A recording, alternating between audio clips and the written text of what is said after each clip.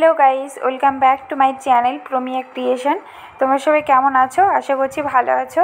তো আজকে আরও একটা নতুন ভিডিও নিয়ে তোমাদের সঙ্গে চলে আসছি। তো আই হোপ তোমাদের ভালো লাগবে। তো পুরো ভিডিওটা স্কিপ না করে দেখতে থাকো। আর আজকে কি বলো তো, এই ভিডিওটা না অনেক দিন শ্যুট করা আছে, কিন্তু আমি এডিট করার টাইম পাইনি, তো ওই জন্য আর কি তোমাদের সঙ্গে শেয়ার করা হয়নি। তো আজকে আর ভাবলাম যে না, ভিডিওটা শেয়ার করতেই হবে, তো ওই জন্য আর কি আবার এডিট করতে বসে পড়েছি।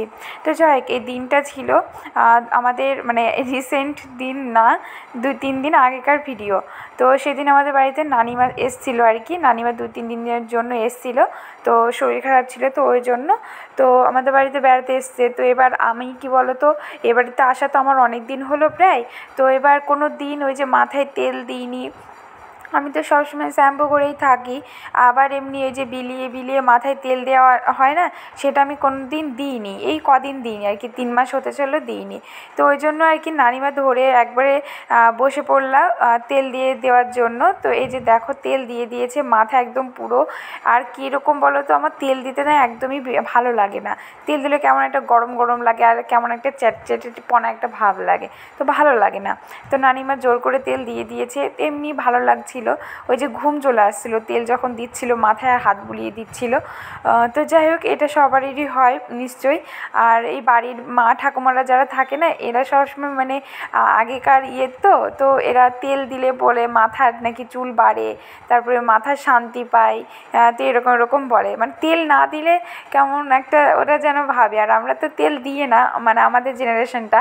তো যাই হোক, আমি তো এই যে দেখো, তারপরে আর থাকতে পারলাম না গরমে। তারপরে ভাই আবার, আমি বসেছিলাম বাঙ্কারে ব্রাশ করতে করতে, তো আবার একটুখানি ভিডিও করে দিল। তো তারপরে আবার এই যে দেখো, স্নান টান সেরে আমি একদম ছাদে চলে এসেছি কাপড় মেলতে। তো আজকে কি বলো তো, আমার না শরীরটা খারাপ, সেই জন্য আর কি মাথায় তেল আরও দেওয়া। তো তেল দিয়ে এই যে দেখো, স্নান টান সেরে একদম ছাদে এসেছি। মাথার চুলটা একটু ঠিকঠাকভাবে শুকিয়ে নেবো ওই জন্য। আর ওই ওষুধপত্র দেখলে, ওই যে শরীর খারাপ বলে আর কি ওষুধ খুঁজছিলাম যে ওষুধ আছে কি না, তাহলে খাবো। কি বলো তো, আর হ্যাঁ, তোমরা তো অনেকেই আমাকে ভিডিওতে কমেন্ট করো যে দিদিভাই ভিডিও কেন দিই না। তো কি বলো তো, এমনি কোনো আমার কাজ নেই, কিন্তু এমনি বাড়ির এই যে কাজ বাজ সারতে গিয়ে আমার টাইম চলে যায়, মানে আর কি সংসার সামলাতে গিয়েই। আর তোমাদের দাদা ভাইয়ের সঙ্গে ওই টুকটাক একটু কথা বলি, তো এটাই, বাদ বাকি আর আমার কোনো কাজ নেই। তাও আমি ভিডিও সেরকমভাবে শ্যুট করতেও পারি না, আর ভিডিও সেরকম এডিট করে পোস্ট করতেও পারি না। আর এই যে দেখো, আমি একটা অলসপনা চলে এসেছে, তো আমার ওইটাই হচ্ছে মেন কারণ। এই দেখো, চোখ মুখের অবস্থা আমার কেমন একটা ফোলা ফোলা হয়ে গেছে চোখগুলো, তো ভালো লাগছিল না। তো স্নান টান সেরে তারপরে এই যে নিচে চলে এসেছি। নিচে এসে এর আগে দিন বাজারে গিয়েছিলাম, তো অনেক ফল টল নিয়ে আসা হয়েছে, তোমাদের সঙ্গে শেয়ার করা হয়নি। বাট এবার দেখো, ড্রাগন ফল নিয়ে এসেছিলাম। তো এটা আমার মা বলেছিল ড্রাগন ফল নিয়ে আসবি বুড়ি, খাস নিয়ে অনেক দিন খাবি। তো এই যে নিয়ে আসা হয়েছে, তারপরে ড্রাগন ফলটা আর কি কাটবো। আর ড্রাগন ফল কার কার খেতে ভালো লাগে অবশ্যই কমেন্ট করে জানিও। আমার তো খুবই ভালো লাগে, মানে সবাই বলে তো মানে ভালো লাগে না, মিষ্টি না, তারপর কেমন একটা ভালো লাগে না আর কি, এক কথায় সবাই বলে, কিন্তু আমার বেশ ভালোই লাগে ড্রাগন ফলটা খেতে। আমার সবথেকে বেশি ভালো লাগে কালারিং ড্রাগন ফলটা। এই যে দেখো কতটা সুন্দর রঙটা, আর এটা না পুরো একদম মিষ্টি ছিল, খুবই মিষ্টি ছিল। আমরা তো খেয়েছি, তো খুবই মিষ্টি ছিল। আর এটার দাম তো অনেক এই ফলগুলোর, কিন্তু খেতেও সেরকম সুন্দরই হয়। তো বেশি বড় না, ছোট মাঝারি সাইজেরটা। তো আমরা সবাই মিলে যখন খেলাম, তো মিষ্টি তো অনেকটাই, তো ভাইকে আবার বললাম যে আবার নিয়ে আসবো, ঠিক আছে এরপরে। তো খুবই সুন্দর খেতে। তো যাই হোক, এই যে দেখো, আমরা ড্রাগন ফলটা কাটছি আর খাচ্ছি। তোমরা কে কে খেয়েছো অবশ্যই কমেন্ট করে কিন্তু জানিও। হ্যাঁ, আমার কিন্তু এটা নিয়ে তৃতীয়বার হচ্ছে, কারণ এর আগে আমি ভিডিওতে শেয়ার করেছি, যারা হয়তো বা আমাকে ফলো করো তারা হয়তো বা জানবে। কারণ এর আগে যখন তোমাদের দাদাভাই ছুটিতে এসেছিলো, তখন আর কি ড্রাগন ফল খাওয়া হয়েছে, আর একবার ওই বাড়িতে খেয়েছিলাম। তো এটা হচ্ছে তৃতীয়বার। তো এটা হচ্ছে খুবই মিষ্টি সুন্দর। এই যে দেখো, আমার রিয়াকশান দেখেই বোঝা যাচ্ছে। আর হ্যাঁ, মানে কি বলো তো, এই যে 2 দিন ধরে আমি শর্ট ভিডিও, ভ্লগ ভিডিও কোনোটাই পোস্ট করিনি। তো এরপরে চেষ্টা করব ভ্লগ ভিডিও দেওয়ার। শর্ট ভিডিও দিতে পারবো কি না সেটা বলতে পারছি না, বাট ভ্লগ ভিডিও দেওয়ার চেষ্টা করব। আর এই যে দেখো ড্রাগন ফল খেয়ে নিলাম, খেয়ে তো একদম তারপরে রান্না করতে হবে। শরীর খারাপ যতই থাক তাও তো রান্না করতেই হবে, তাই না বলো? আমি আগে কেমন ছিলাম বলো তো? আগে আমার ডেইলি লাইফস্টাইলে মানে আমার ওই বাড়িতে থাকাকালীন, মানে আমার বাবার বাড়িতে থাকাকালীন এমনি তোমাদের সঙ্গে যখন কোনো কিছু ভ্লগ শেয়ার করতাম তখনই ওই যে ঘরটর মোছা এইসব কাজ করতাম। বাদবাকি টাইম বলো আমি সবসময় খাটে বসেই কাটাতাম, মানে খাটে বসে ফোন ঘাঁটা। আর কোনো কিছুর জন্য মানে এক গ্লাস জলেরও যদি প্রয়োজন হতো মাকে ডেকে বলতাম মা জল দাও, এরকম। তো ওই বাড়িতে এই যে আমার এরকম একটা রানী হয়ে থাকার, রাজরানী, তো সেইভাবে থাকার একটা মেয়ে হঠাৎ করে শ্বশুরবাড়িতে এসে নিজের সংসার চালাচ্ছে আর কি।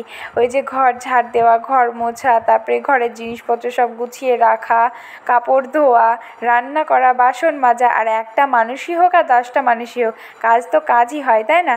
তো এই কাজগুলো যে আমি এই যে এইভাবে সংসার সামলাতে পারবো আমি জীবনেও ভাবতে পারিনি, কল্পনা তো করতেই পারিনি।